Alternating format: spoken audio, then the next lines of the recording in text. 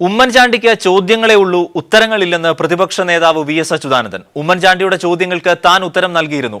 തന്റെ ചോദ്യങ്ങൾക്ക് ഉമ്മൻചാണ്ടി ഉത്തരം നൽകുന്നില്ല. ഈ ഉഡായിപ്പ് ഉമ്മൻചാണ്ടിയുടെ രാഷ്ട്രീയത്തിന്റെ അന്തസ്സത്തെയാണെന്നും വി.എസ്. ഫേസ്ബുക്ക് പോസ്റ്റിൽ കുറ്റപ്പെടുത്തി. മൈക്രോ ഫിനാൻസ് തട്ടിപ്പ് കേസിൽ വെള്ളാപ്പള്ളിയെ രക്ഷിക്കാനുള്ള ശ്രമമാണ് UDF സർക്കാർ നടത്തുന്നത്. വിജിലൻസ് കോടതിയിൽ നടന്നത് ഇതിനുള്ള ശ്രമമാണ്. BJP-BDJS സഖ്യത്തെ സഹായിക്കാനാണ് സർക്കാർ നീക്കം. ഈഴവ സഹോദരിമാരെ കബളിപ്പിച്ചതിനെതിരെ നിയമ നടപടി തുടരും. LDF അധികാരത്തിൽ വന്നാൽ വായ്പ സ്വയം സഹായ സമിതികൾക്ക് നേരിട്ട് നൽകുമെന്നും VS പ്രസ്താവനയിലൂടെ വ്യക്തമാക്കി. തനിക്കും മന്ത്രിമാർക്കുമെതിരെയും 136ഓളം കേസുകളുണ്ട് എന്ന പ്രചാരണം തെറ്റാണെന്ന് മുഖ്യമന്ത്രി ഉമ്മൻചാണ്ടി. VS നുണപ്രചരണം നിർത്തണമെന്നും ഇല്ലെങ്കിൽ നിയമ നടപടി സ്വീകരിക്കുമെന്നും മുഖ്യമന്ത്രി പറഞ്ഞു.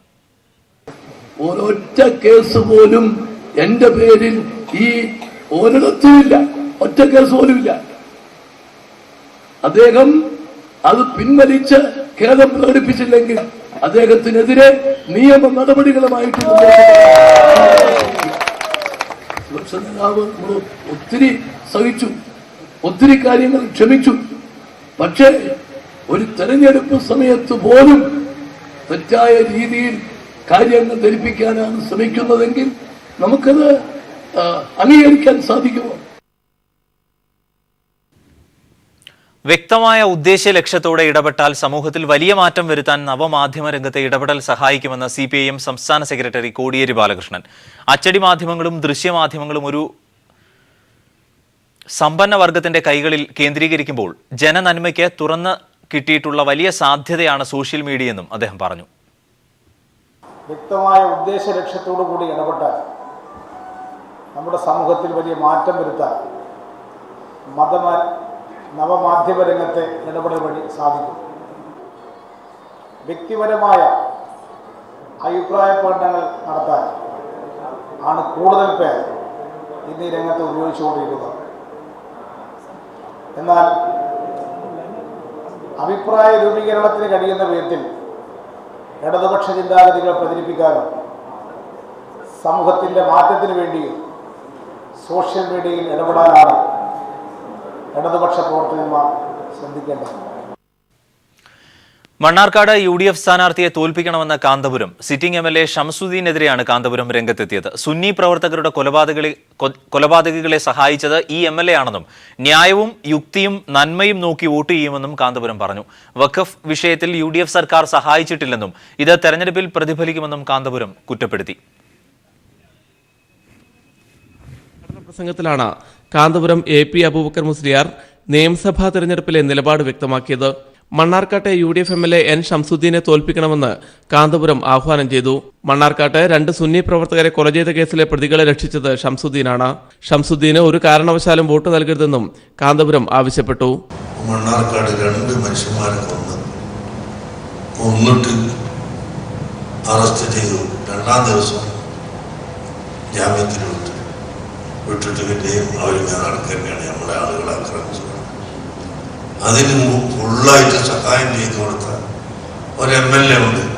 നിങ്ങളയാളെ ജയിപ്പിക്കാൻ പാടില്ല എന്ന് പറയുന്നുണ്ട്, ശക്തമായിട്ട് പറയുന്നുണ്ട്. ഒരു കാലത്തും അയാളെ ജയിപ്പിക്കാൻ പാടില്ല, അയാൾ ഈ രാജ്യത്തിന്റെ ദ്രോഹിയാണെന്ന്. വഖഫ് ബോർഡ് വിഷയത്തിൽ UDF സർക്കാർ സഹായിച്ചില്ല. ഇക്കാര്യം തെരഞ്ഞെടുപ്പിൽ പ്രതിഫലിക്കും. തങ്ങൾക്ക് ഗുണം ചെയ്യുന്നവരെ സഹായിക്കും. ന്യായവും യുക്തിയും നാടിന്റെ നന്മയും നോക്കിയാണ് വോട്ട് ചെയ്യുകയെന്നും കാന്തപുരം വ്യക്തമാക്കി. ന്യായവും യുക്തിയും നോക്കി, ഈ നാട്ടിന്റെ നന്മയും അവസ്ഥയും നോക്കി അധികാരപ്പെടുത്തുക, അതാണ് ഞങ്ങളുടെ നയം. News bureau.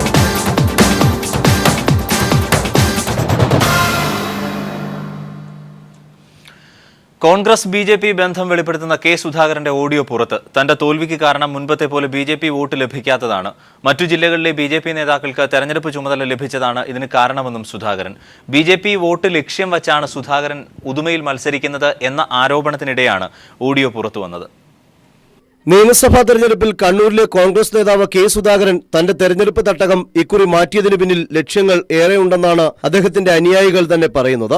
2011 നിയമസഭാ തെരഞ്ഞെടുപ്പിൽ കണ്ണൂരിൽ മത്സരിച്ച് നിയമസഭയിലെത്തിയ K. സുധാകരൻ ഇത്തവണ മത്സരത്തിനായി ഉദുമ മണ്ഡലം തെരഞ്ഞെടുത്തതിനു പിന്നിലെ രഹസ്യം BJP RSS വോട്ട് തന്നെയെന്നും സൂചനയുണ്ട്. കണ്ണൂരിൽ തന്നെ സഹായിച്ച BJP RSS നേതാക്കൾ ഇക്കുറി അവരുടെ പ്രവർത്തന മേഖല ഉദുമയാക്കിയിരിക്കുകയാണ്. കണ്ണൂരിൽ മത്സരിച്ചപ്പോൾ BJP RSS വോട്ടുകൾ തനിക്ക് ലഭിച്ചുവെന്നത് കെ സുധാകരൻ തന്നെ വെളിപ്പെടുത്തുന്നു. 2014 ലോക്സഭയിൽ മത്സരിച്ചപ്പോൾ RSS വോട്ടുകൾ തനിക്ക് കിട്ടിയിട്ടുണ്ട്. അന്ന് തന്റെ പരാജയത്തിന് കാരണമായത് സ്വന്തം പാർട്ടിയിലെ വോട്ടുകൾ ചോർന്നതാണെന്നും കെ സുധാകരൻ തുറന്നടിക്കുന്നു. ഇവിടുത്തെ പ്രാദേശിക തലത്തിൽ കേരളത്തിൽ BJPയുടെ പല നേതാക്കന്മാരും പലരുമായി ബന്ധപ്പെട്ട് വോട്ട് ചെയ്യിക്കാറുണ്ട് എന്നതുകൊണ്ട് അവർ ഇത്തവണ എന്താക്കിയെന്ന് വെച്ചാൽ നേതൃത്വത്തിനെ കംപ്ലീറ്റ് അങ്ങ് മാറ്റി. കണ്ണൂരിലെ നേതൃത്വം കാസർഗോഡേക്ക് പോയി. ഇവിടെ തൃശ്ശൂരിൽ നിന്ന് വന്നു RSSകാർ, തൃശ്ശൂരിൽ നിന്ന് വന്ന RSSകാരുടെ നേതൃത്വം അവിടെ ഇലക്ഷൻ നടന്നത്. അവിടെ ആർക്കും ആരെയും ബന്ധപ്പെടാനും ആർക്കും ആരുമായി സംസാരിക്കാനും സാഹചര്യമില്ല, സന്ദർഭങ്ങളൊന്നുമില്ല. വളരെ സ്ട്രിക്റ്റായി RSSനൊക്കെ ഒരു കണക്കുണ്ടല്ലോ, ആ വോട്ട് കിട്ടണമെന്ന് പറഞ്ഞപ്പോൾ RSSന്റെ വോട്ട് പിന്നെ ഈ പാർട്ടിക്കകത്ത് നിന്ന് കുറേ വോട്ട് പോയി. അത് ആദ്യം ഞാൻ പറഞ്ഞില്ല, കാരണം പറയുന്നത് നാണക്കേടാണ്. കണ്ണൂരിലെ കോൺഗ്രസ്സുകാർ എനിക്ക് വോട്ട് ചെയ്തില്ല എന്ന് പറയുന്നത് ശരിയല്ലല്ലോ, അതിനൊരു എനിക്കൊരു പോരായില്ലേ. എന്നാൽ കണ്ണൂരിലെ തന്റെ സൗഹൃദത്തിന്റെ ഉടമകളായ BJP RSS നേതാക്കളാണ് ഉദുമയിൽ BJPയുടെ തെരഞ്ഞെടുപ്പ് പ്രചരണത്തിന് ചുക്കാൻ പിടിക്കുന്നത് എന്നുള്ളത് ഇക്കുറി അനുഗ്രഹമായാണ് കെ സുധാകരൻ കരുതുന്നത്. അതിനാൽ തന്നെ LDFന്റെ ചുവപ്പുകോട്ടയിൽ BJP RSS വോട്ടുകൾ നേടി വിജയിക്കാനുമെന്ന പ്രതീക്ഷയിലാണ് K Sudhakaran. Sunil Arimanur, news bureau, Thiruvananthapuram. മലപ്പുറത്ത് തെരഞ്ഞെടുപ്പ് പ്രചാരണത്തിന് ആവേശം പകർന്ന VS അച്യുതാനന്ദൻ. ജില്ലയിലെ മുസ്ലിം ലീഗിന്റെ കുത്തക തകർക്കണമെന്ന VSന്റെ ആഹ്വാനം ഹർഷാരവങ്ങളോടെയാണ് ജനങ്ങൾ സ്വീകരിച്ചത്.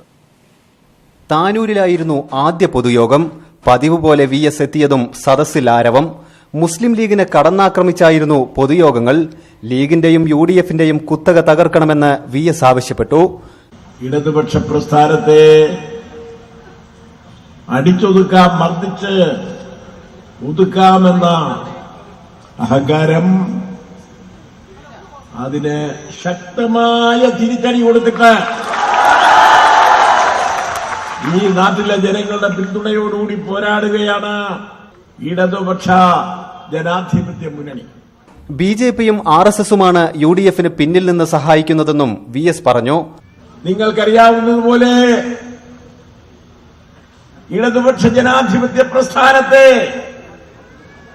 അധികാരത്തിൽ വരാതിരിക്കാൻ വേണ്ടി BJPയും എല്ലാ വിധത്തിലുള്ള സഹായ സഹകരണങ്ങളും UDFന് ചെയ്തുകൊണ്ടിരിക്കുകയാണ്.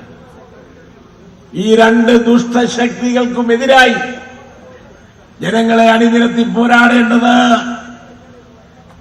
നമ്മുടെ മഹത്തായ കടമയാണ്. മലപ്പുറത്തെ തെരഞ്ഞെടുപ്പ് പ്രചരണത്തിന് പുതുജീവനായി VSന്റെ കൺവെൻഷനുകൾ. News bureau, Malappuram. UDFന് തലവേദനയാവുകയാണ് കൊച്ചി മണ്ഡലത്തിലെ കോൺഗ്രസ് റിബൽ സ്ഥാനാർത്ഥി. സിറ്റിംഗ് MLA ആയ ഡൊമിനിക് പ്രസന്റേഷന് നേതൃത്വം വീണ്ടും സീറ്റ് നൽകിയതിലുള്ള പ്രതിഷേധമാണ് മുൻ പഞ്ചായത്ത് പ്രസിഡന്റ് കൂടിയായ ലിനസിനെ റിബലാക്കിയത്.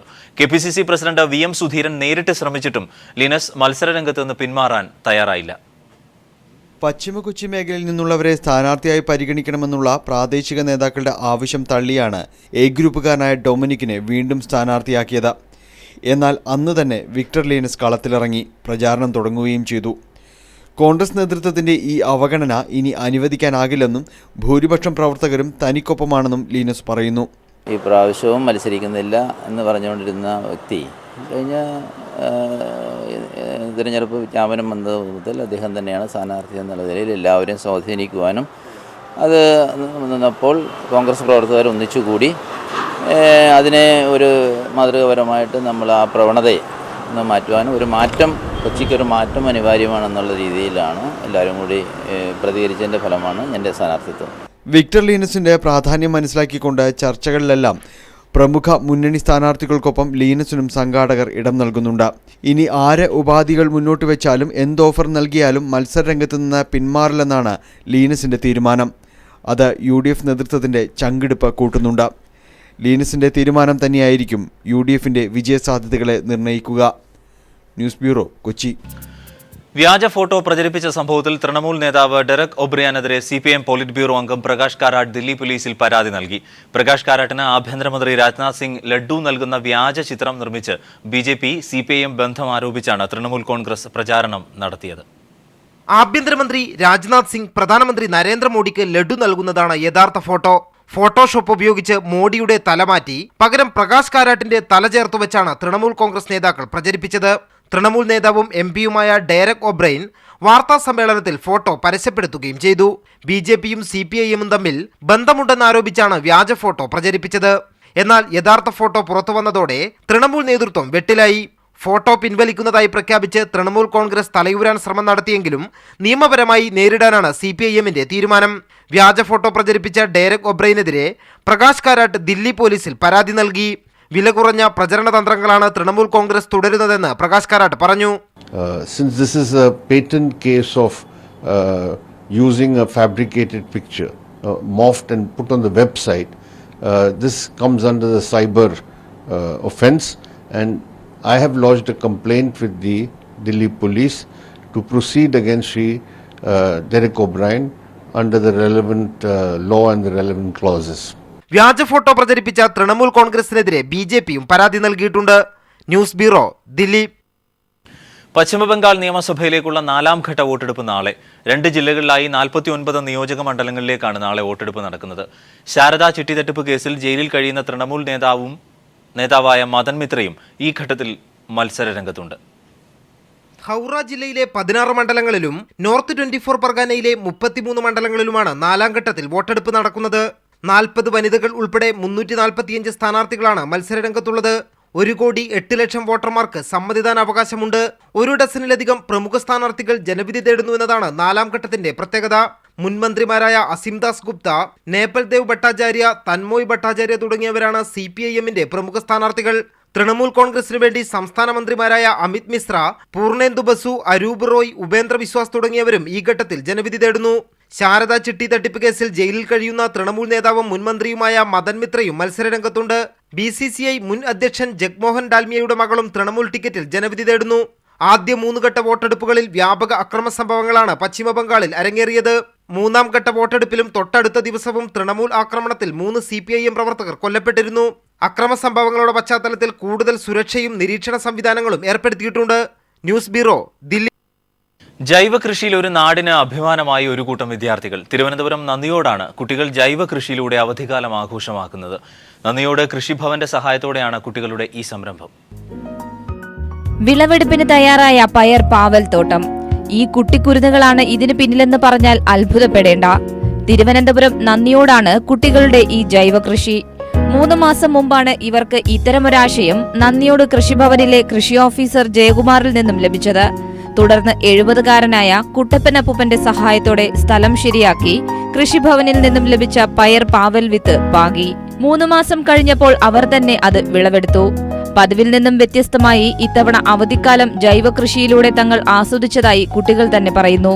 അങ്ങനെ എല്ലാരും കൂടെ വിചാരിച്ച് കൃഷി ചെയ്യുന്നു. അങ്ങനെ അപ്പൂപ്പൻ്റെ അടുത്തും കൂടെ ചോദിച്ചപ്പോൾ അപ്പൂപ്പൻ ഒന്ന് പറഞ്ഞ് പിന്നെ അവരെയും സ്ഥലം ചോദിച്ച് നമ്മൾ കൃഷി ചെയ്തു. എല്ലാ ജോലികളും നമ്മൾ തന്നെ ചെയ്ത് ഇതിനു വേണ്ടിയിട്ട് നമ്മൾ ഇവിടെ മൊത്തം കിളച്ച് പയറും പാവലും നടാൻ വേണ്ടി ഒരു സ്ഥലം ഒരുക്കി പിന്നെ വിത്തിട്ട്.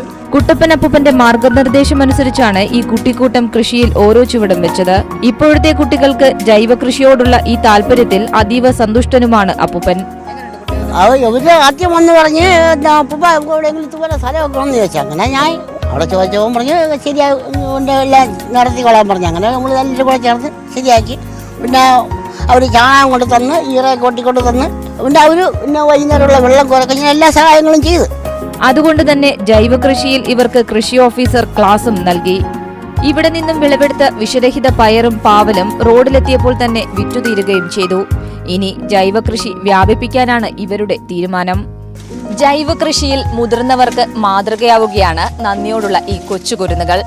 ഇവർ നൽകുന്ന പാഠം ഉൾക്കൊണ്ടാൽ തന്നെ നമുക്ക് വിഷരഹിത പച്ചക്കറികൾ സ്വന്തമാക്കാം. തിരുവനന്തപുരം നന്ദിയോടുള്ള കുരുന്നുകളുടെ പയർത്തോട്ടത്തിൽ നിന്നും ക്യാമറാമാൻ RK കുമാറിനൊപ്പം S. ഷീജ.